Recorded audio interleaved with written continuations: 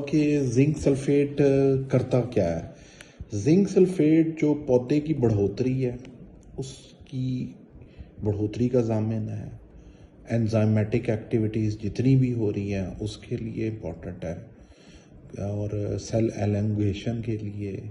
फिर जो रेजिस्टेंस है उसमें बहुत ही ज़बरदस्त इजाफा करता है।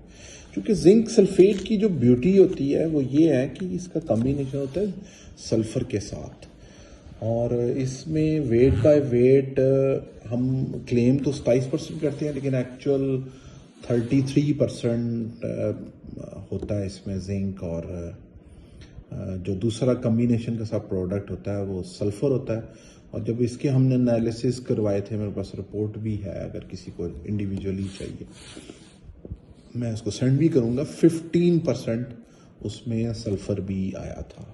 यानी आप कह सकते हैं कि जब हम जिंक डाल रहे हैं तो उसके साथ आपको सल्फ़र डालने की ज़रूरत नहीं है।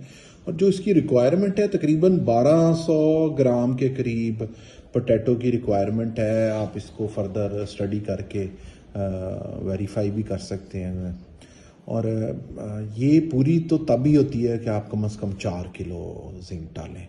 कोई यूरिया वगैरह कोटिंग के साथ भी डालते हैं लेकिन उसमें बहुत थोड़ी सी मकदार जा रही होती है, जो कि एक्चुअल जिंक नहीं होती, कोई जरासीम से होते हैं जिन्होंने ज़मीन में जाके जिंक को तलाश करना होता है। लिहाजा वो कोई प्रॉपर सोर्स नहीं होता जिंक का।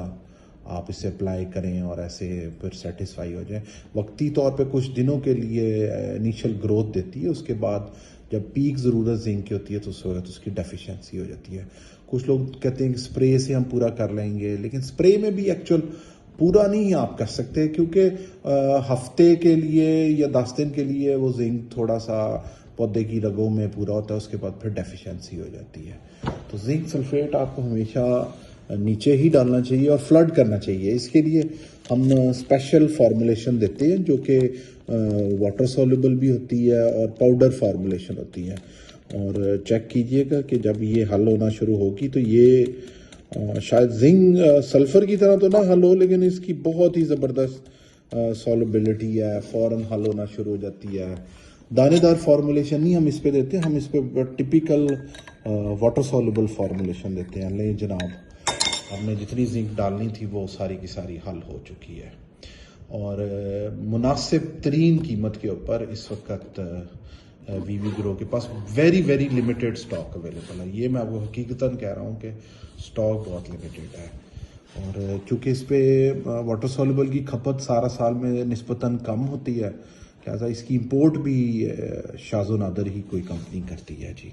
पाउडर फार्मूलेशन की दानेदार में आपको इसको पानी में भिगोना पड़ता है, कुछ वो हल होती है, बाकी वो नीचे बैठ जाती है। इसमें तकरीबन आप कह सकते हैं कि आलमोस्ट 95 से लेके 98% तक जो है ना वो सारी की सारी पौधे को लग जाती है जी। बहुत शुक्रिया आपका।